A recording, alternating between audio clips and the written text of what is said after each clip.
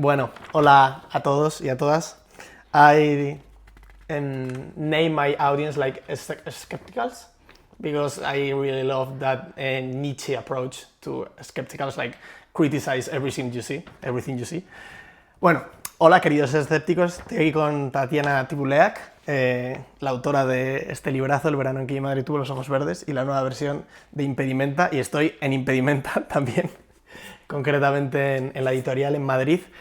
Y nada, voy a hacer a la autora algunas preguntas en inglés, en un inglés un poco bueno, porque tampoco lo practico mucho, pero espero que os guste. Así que nada, let's start.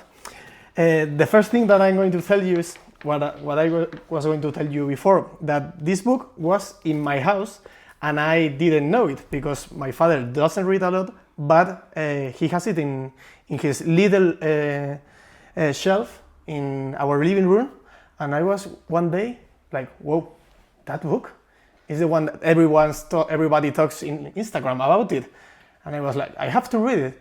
And he told me, it's really sad, it's a really sad book, and I don't know if you're gonna like it. And I told him, yeah, I'm gonna like it because I really like sad books.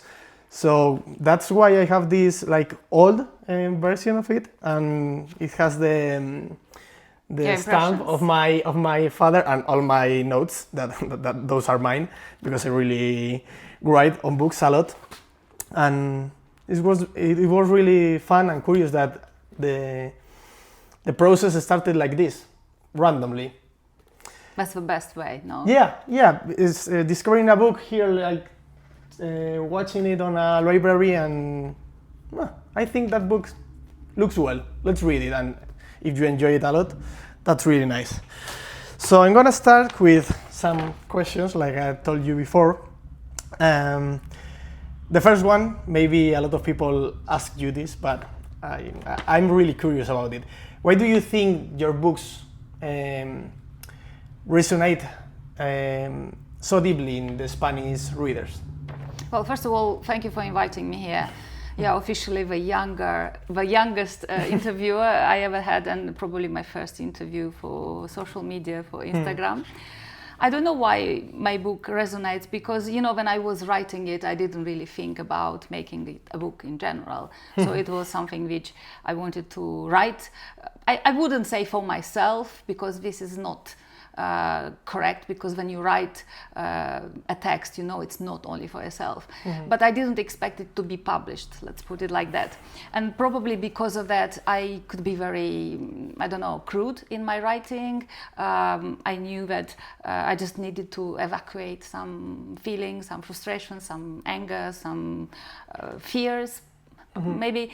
So I was writing a text which initially had to be for my blog. At that time I had a literary blog which now doesn't exist anymore. And then I saw that I couldn't stop writing, and this text became longer and longer and longer. And one day my friend, who is an editor in Moldova, came to have a bottle of wine with me and said, what are you writing? And I said, look, I don't know what is this, but I'm writing. And he said, let's decide later, just finish and then send it to me. I'm saying this just to explain how I wrote the book, because maybe that's why it resonates with readers in Spain, because it's a book with a lot of different feelings. And I think Spanish people are very beautiful, crazy in the way they live. They are changing, from from one state of be to another very fast.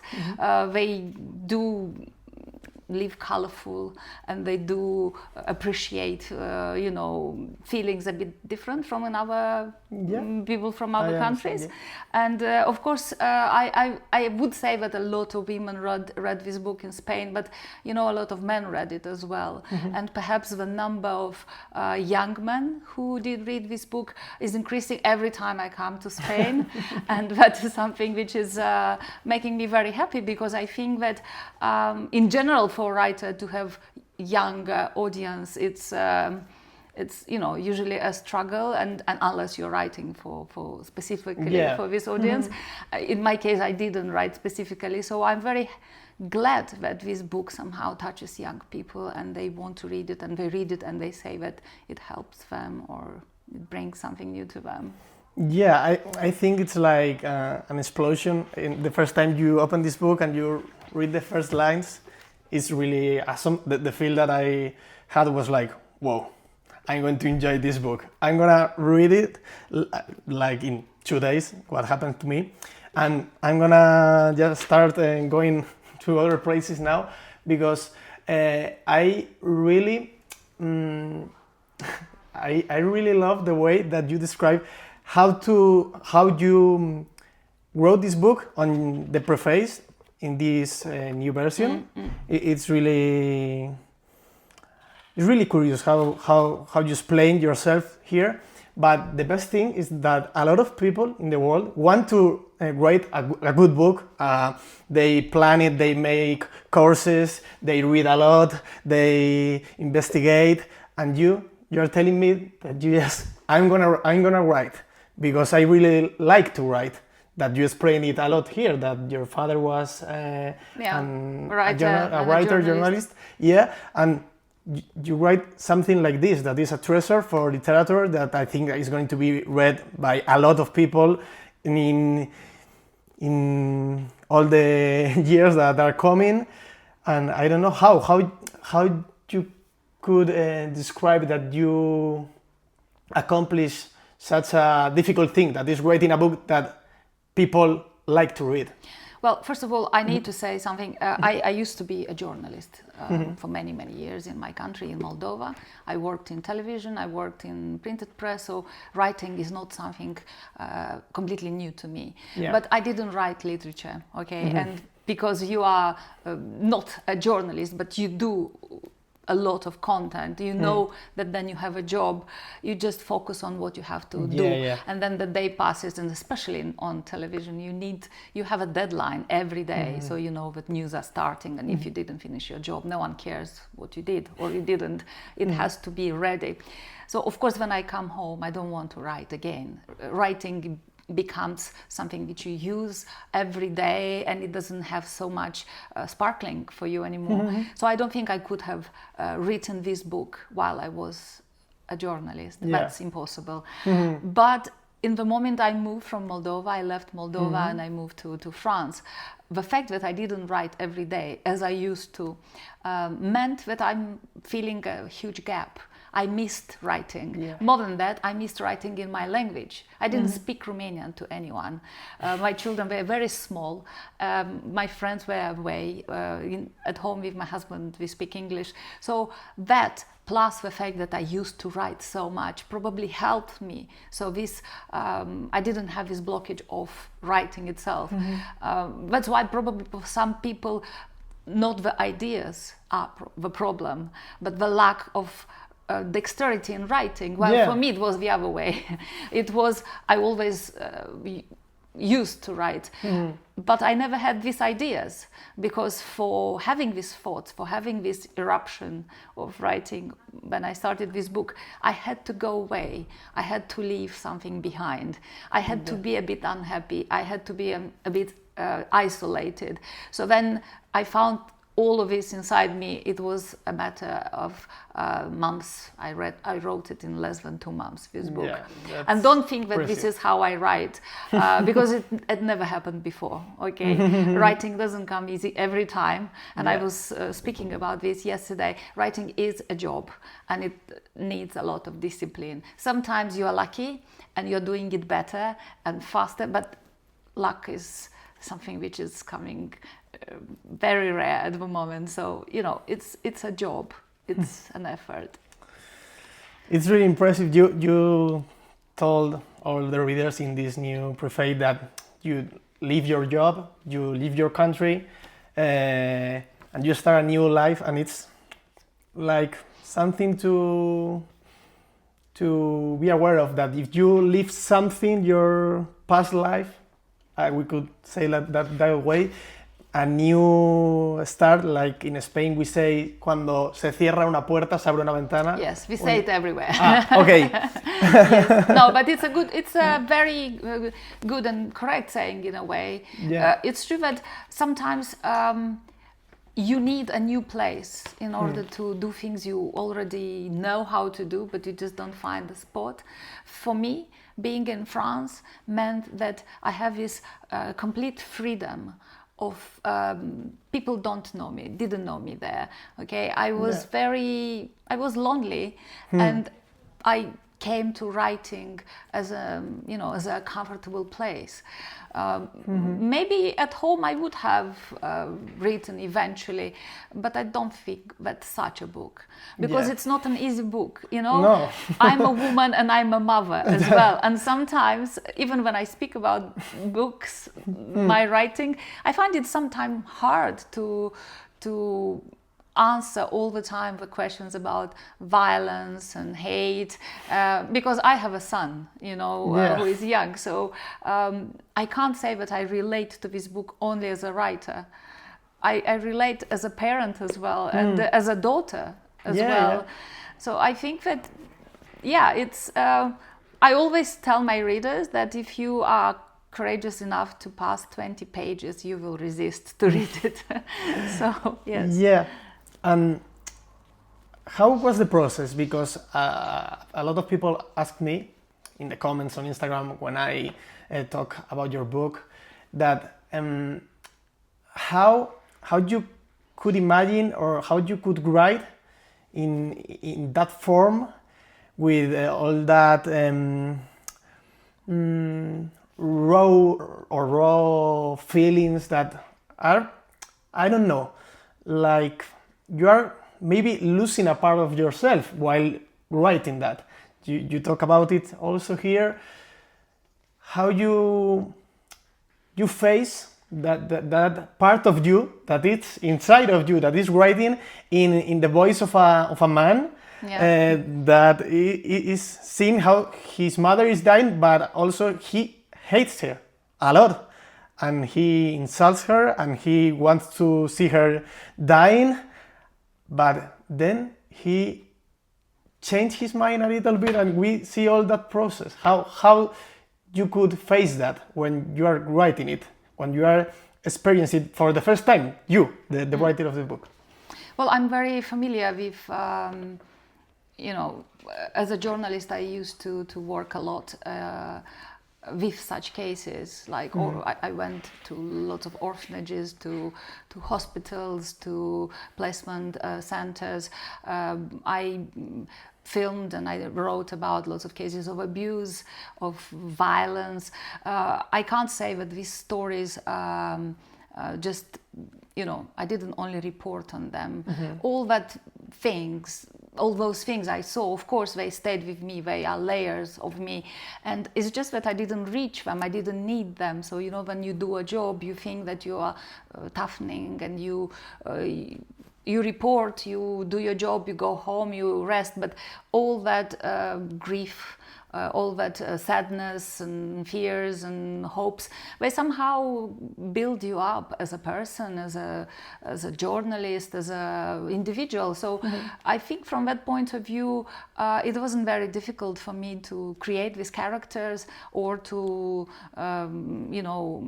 write them words and write for them actions, because actually a lot of those things are from real life. They're not completely invented characters.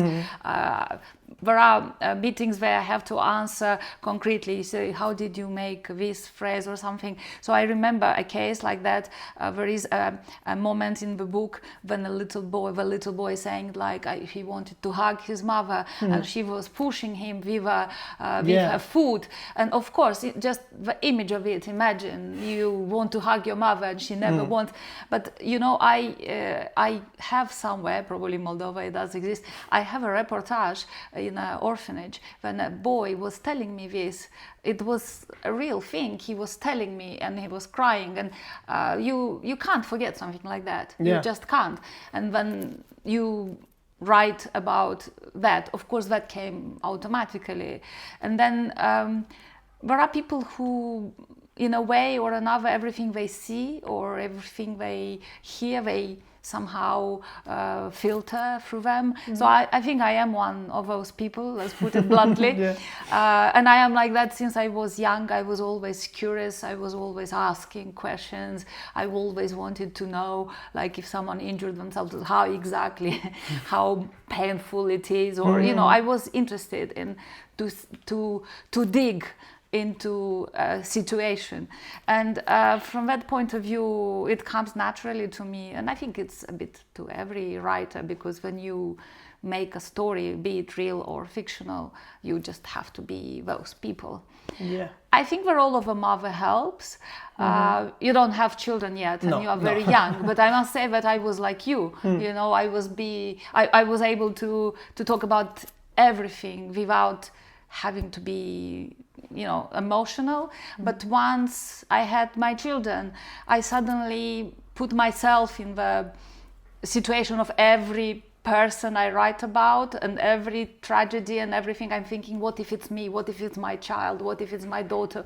And that as well opens a huge door, I think, for a writer. Okay, so like being really curious and focused about all the things that you see helped a lot to build this book.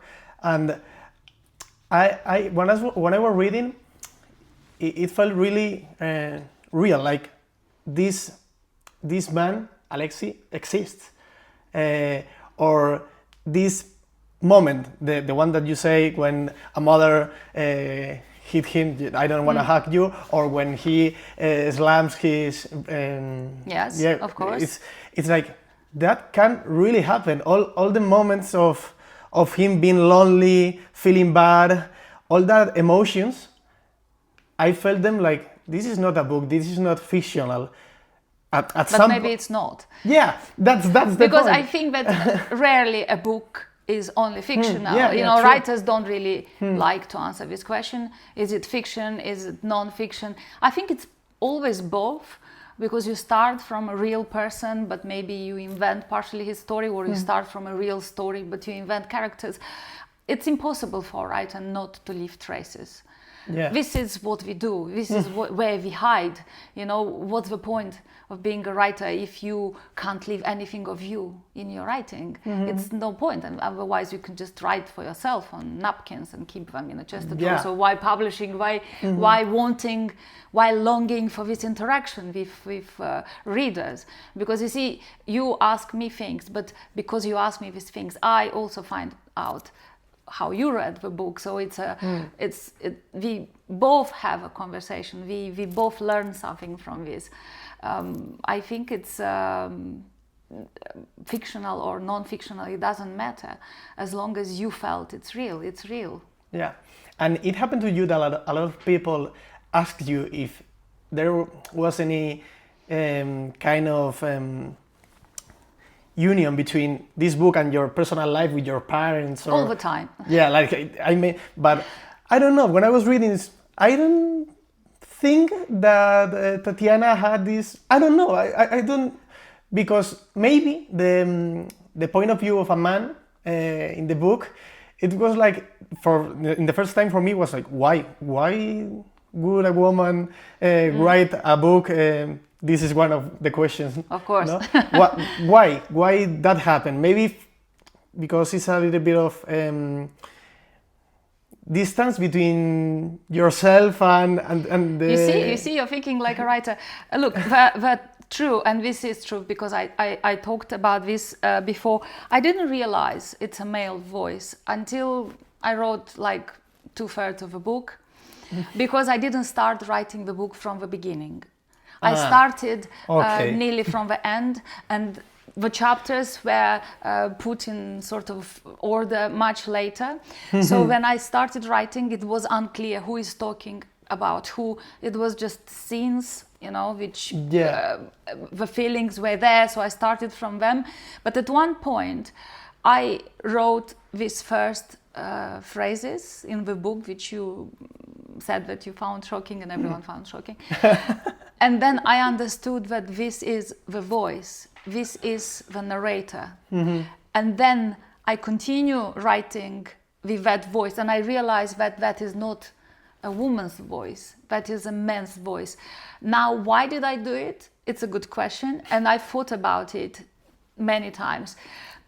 Perhaps it is true that even for me as a writer, as a woman, as a mother, it was a bit easier to hide in this male voice, because it's not easy for me to read this in front of my mother, let's put it like that.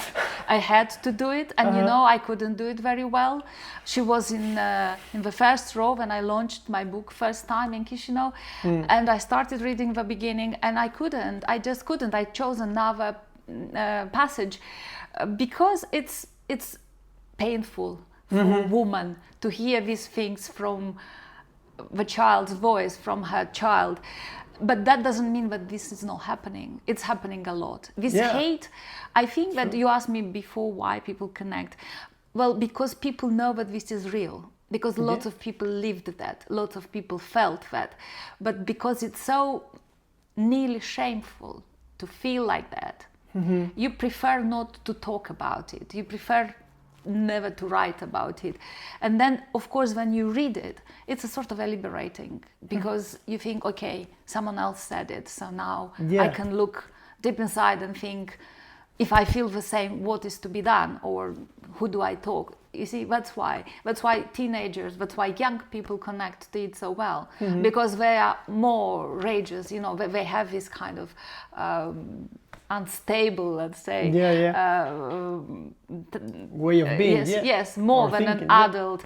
So for them, it's like a really a good feeling to see that someone else is like that, and that is not. It doesn't mean that they are wrong or something is completely wrong. There is, a possibility to make things better. Yeah, because we receive from tradition that family first is the most important thing, but a lot of people, like the protagonist of your book, don't feel it that way, because her mother literally abandoned him because her little sister died, and from that point in his life, he didn't have a mother, really. Yes. He have like, a person who is there, but doesn't act like a mother, doesn't feel like a mother, doesn't touch you like a mother. So more than that, I think Alexei, what's making him even more unhappy is that he feels guilt. He thinks that because she's not talking to him, because she doesn't ask him how he managed to survive his favorite sister, the only person he loved, maybe, death, this brings thoughts that maybe it's my guilt, maybe I did something that she died. So this is a very good example of how a family can become dysfunctional. When a bad thing happens, when a tragedy happens, and then no one is talking to another one, no one is explaining the grief, no one is helped, no one is listening to the other one. People end up in a sort of completely shut environment, and then instead of leaving one tragedy, this is just multiplying and growing so much, and this is a typical case. And because you read the book, you see that I didn't want them to be a bad family in classical sense. Like they are not addicts, they are not even poor, and that was important for me, because unhappiness is not only in poverty. You can be very rich and very unhappy. So my message was this can happen to anyone, anytime, and one of the solutions, and simplest, is to try to communicate with each other. And that doesn't happen in this book with the two parents and the boy. I'm gonna search one question that is really, I'm gonna read it, okay? Because it's like well written here, and it's kind of difficult. Because I was deeply impressed by the temporal shifts in the book, from past to future and back again. And I talked I talk about this with a lot of people, and they were shocked too. Like how you could write that test that you answered me before. Like you didn't write it like it's the published after, but how do you start a story and you go to the future and you go back? How did you make it happen? How you create that? I don't know if I can answer. There is technique, I don't know how to say it in English. There is a way. I mean, it's a style. It's not new. I didn't invent it. But I can say one thing. This is how my mind works. So I didn't really think that I'm constructing something. The thing is that when I see something, that immediately takes my mind to another place, to another time, to compare. I'm always making a sort of comparison with things, trying to link the past with today, with tomorrow. So I think that in this book, this thing is happening quite a lot. He sees something and then a flashback comes, and probably in all my books, in the second novel and in my third novel. So I don't think that I gave too much attention to the structure of a book, or even if those little paragraphs, I was asked if this is poetry. I didn't think it's poetry. I thought it's prose. Yeah. But if people want to see them as poetry, I'm happy with that. I don't really think what I'm writing in the sense of like, you know, I don't count how many metaphors I put, because as you can see, there are too many, and that's the truth. This book is written not only with a teenage voice, is written with a teenage mind, because it's I wanted so much to create images from words that I sacrificed this clean style, you know. When but who cares about that? And I'll tell you one thing. I wanted at one point to make this experiment to say, okay, I'm going to edit it a bit, because, you know, it's happening with many writers. They go back, they see what if. So I wanted to see, but the thing is that I can make it better stylistically, definitely. I grew up since then. But I don't think it's going to be better. This particular book, it has to be imperfect somehow. It has to have this kind of uneasiness and, you know, cornerness of a teenage mind, and those comparisons, and that childish sometimes, you know, I don't know, the way he looks at things, the way he compares things, this naive. I think this is, if I may say that, and it's not arrogant, this is the charm of this book, because it can be better written, definitely. And I think that I did write my next novels better than this one, but I don't think that it will be so emotional. I don't think people will like it so much if it would be better written. I'm completely, I don't know how to say it, I'm with you, because it's like a friend is talking to me when I read this book. It feels that way, and I'm younger, not that young, not like Alexi, but I'm really close to that age, and I feel it that way. The same problems. The first time you met the person you are going to love, the first time you are going to a place that is new for you, the first time that you have to take responsibility of certain things because your mother is bad and you have to do something. And I'm remembering that special chapter when they travel to the beach, and it's like written after the other way around, like it's not a normal chapter. And yes. For me, that I really enjoy looking for these kind of things that I think make the book a better book. It's like how you could write a chapter that it's not in the order that it's supposed to be, but at the same time it's like I want to know more. I want to see them in the car traveling and having a lot of problems, and then just staying at the beach and enjoying the contemplative style of life that you represent in this book a lot of times. Because I have another question here. So ask your question. Yeah, I have this part that I really enjoy, that chapter of Alexi watching the snails just existing. So you are one of those people who connected to snails. Yeah. It's amazing how many people told me that they loved that description of snails. And in general, in life, I really didn't meet people who like snails. So because, as Alexi said, they are not very beautiful, but then I don't know, they are very emotionally, it's like connecting to people. Yeah, but it's more like an attitude to live life. I just see the little animals be, and I experiment with them with some sugar. So, whoa, let's see what they do. And I think that's real life, because the kids do that a lot. Yeah. It's like, oh, what's this? But it moves, and suddenly some eye here, like, let's touch it, let's give it something. What is going to do? And I really think this book, that maybe that's the really good example, no? But like, I have a philosophy background, and I really enjoy philosophers who watch life like, let's stay calm and try to understand how reality works. And that's philosophy there. From Alexei, what's in those names? I could now lie a bit and said, like, of course I did it from a philosophical point No, of view. no. But I'll tell you what, it's different for you now because you are a different generation. But guess what? My generation, this was how we grew up. Okay? Yeah. This was our games. This was our life. We didn't have social media. We have books, and when we were bored by books, we were playing with who?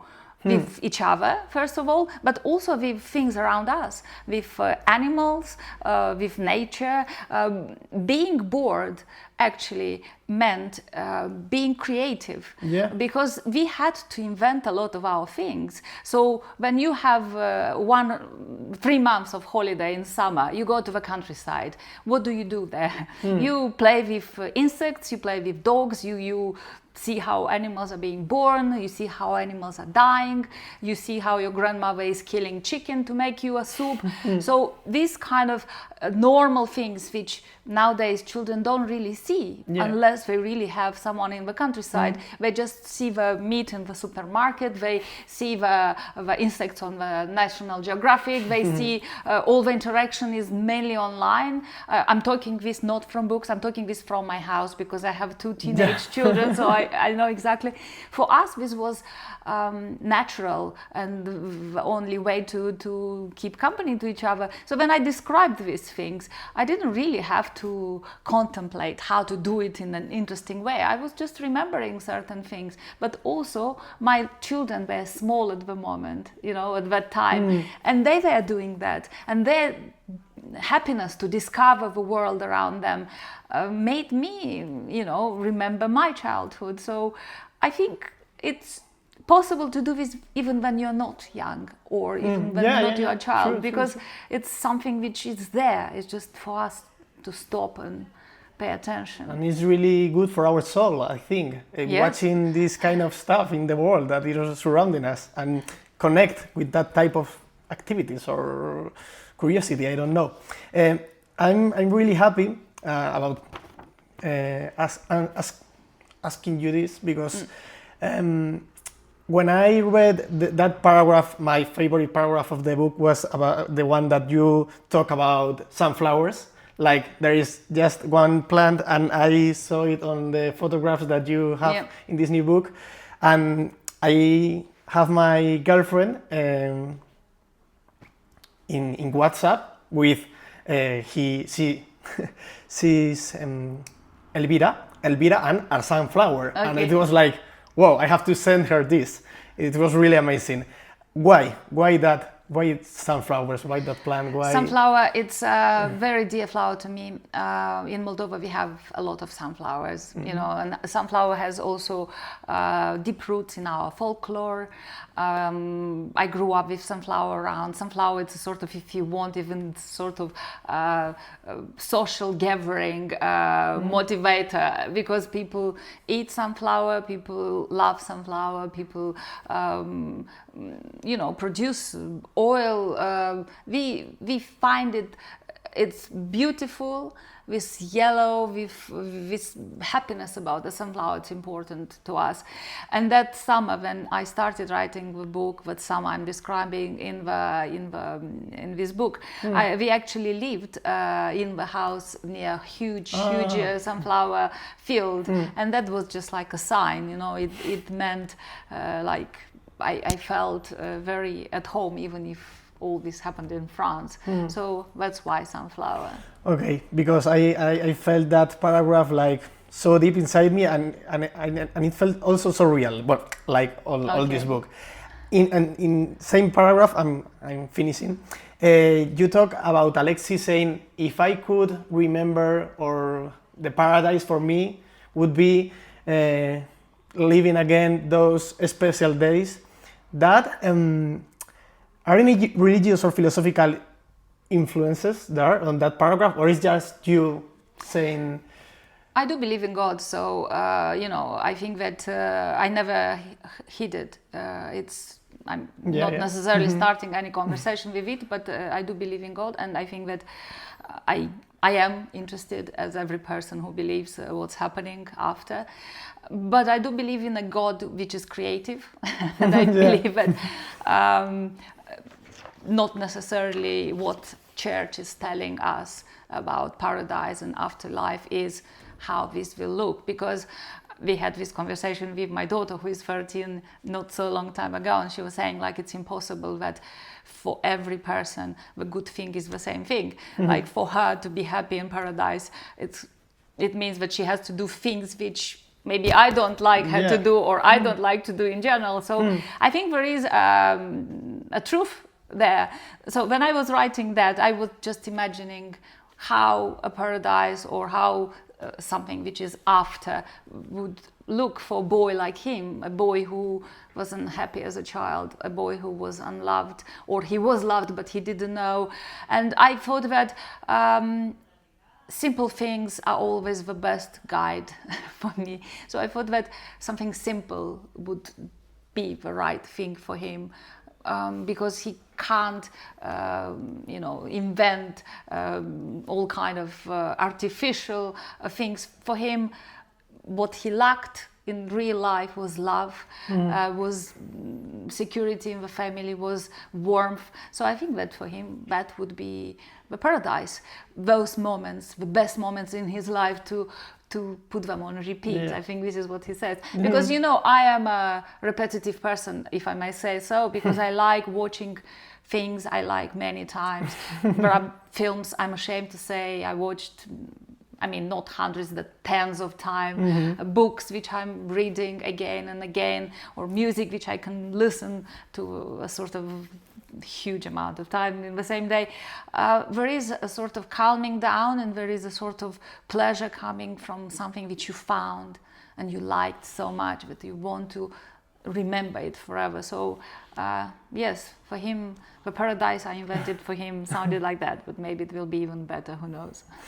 Okay, quick, a little question about what is your favorite book, if you could recommend us one, or two or three, or some titles? I'm always sort of, you know, startled with this question, because there are so many books I liked, so many books which meant different things to me in different times. It would be difficult for me to find now 3 books. Maybe I should think about something which I read recently and I liked. You don't have to answer it. Well, yeah, probably I will. I can send it to you later on, and then you can. Yeah, I have to think. Okay, so thank you so much for your time, for that honest answers, and I don't know, I really enjoyed it. Well, as a writer, thank you for reading my book, and as a mother, thank you for reading in general, and thank you for talking about reading to young people. It's an amazing and very difficult job, I know it, and yes, I hope that we, at least for 5 minutes, interested people in reading a book, books, literature. Thank you.